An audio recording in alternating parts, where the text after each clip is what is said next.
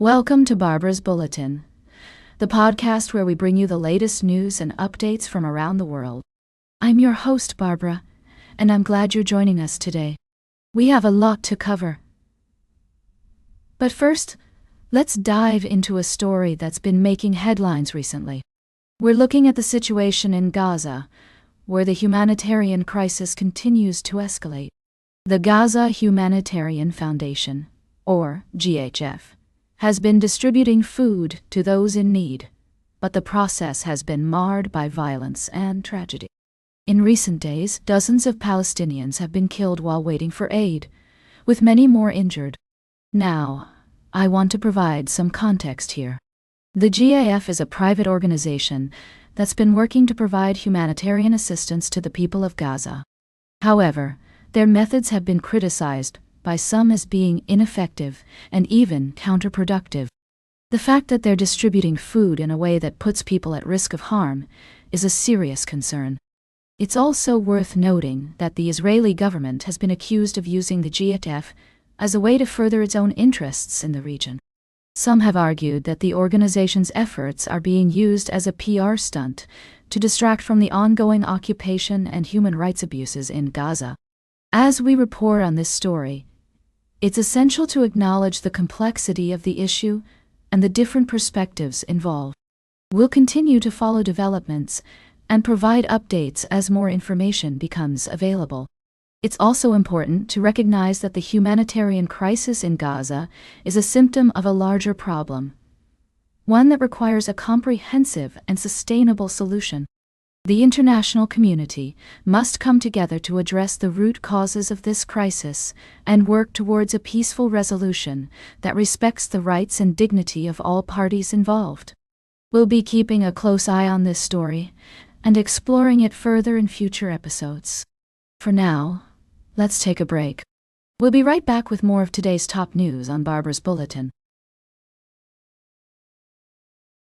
Welcome back to Barbara's Bulletin. We're diving into the latest developments in the ongoing conflict between Ukraine and Russia. As we explore this complex issue, I want to emphasize that our goal is to provide a fair and balanced perspective, avoiding any bias or sensationalism.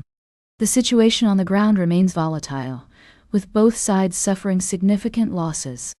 According to recent reports, over 5,000 soldiers are dying every week, and the humanitarian toll continues to mount. Despite these challenges, diplomatic efforts are underway to bring about a peaceful resolution.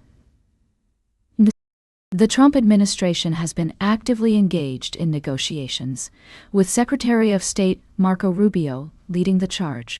While some progress has been made, including a prisoner exchange and a limited ceasefire, the road ahead remains fraught with difficulties.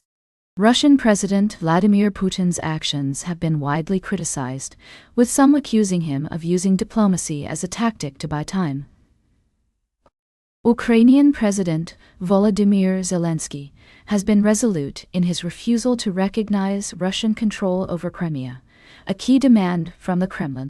The U.S. has proposed a peace plan that would freeze the front lines and recognize Russian control over territories already seized in Ukraine.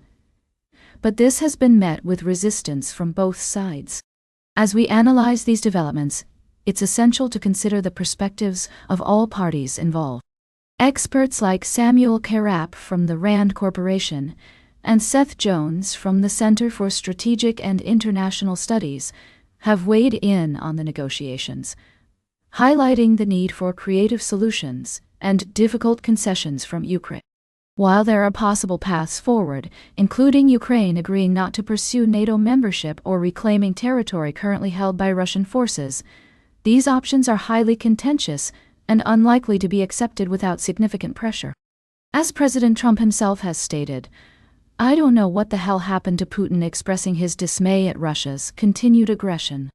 As we continue to follow this story, it's crucial to remain vigilant and informed, recognizing that the situation is complex and multifaceted.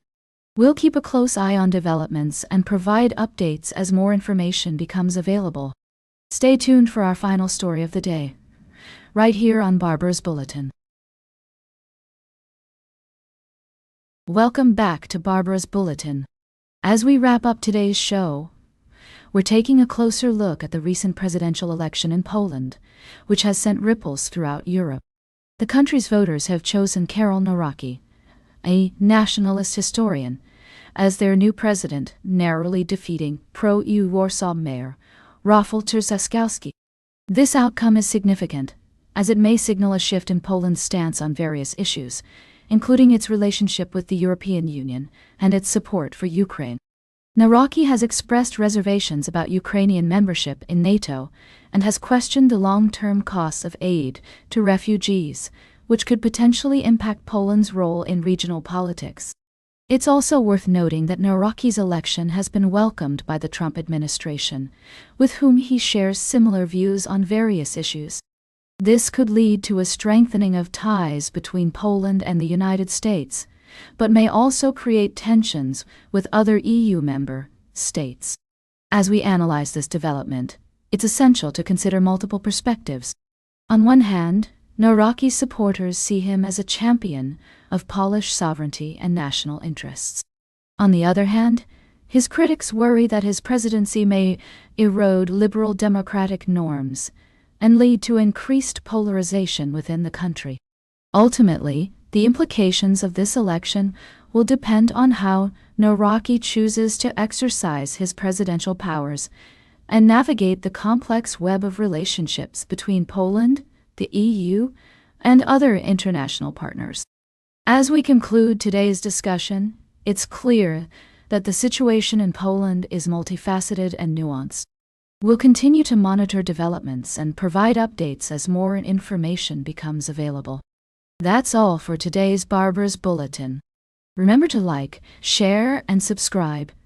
And until next time, stay engaged.